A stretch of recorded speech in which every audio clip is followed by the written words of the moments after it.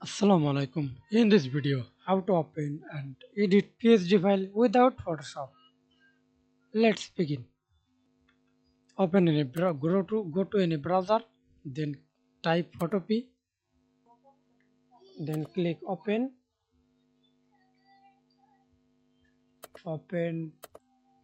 photo file tab, and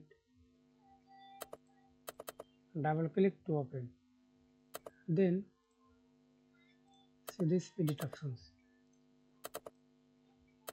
Type edit text,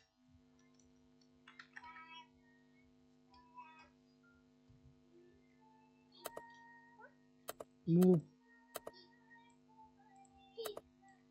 Okay, then press Ctrl S for save. Says. Thanks for watching video. Please subscribe to my channel, like, comment, share.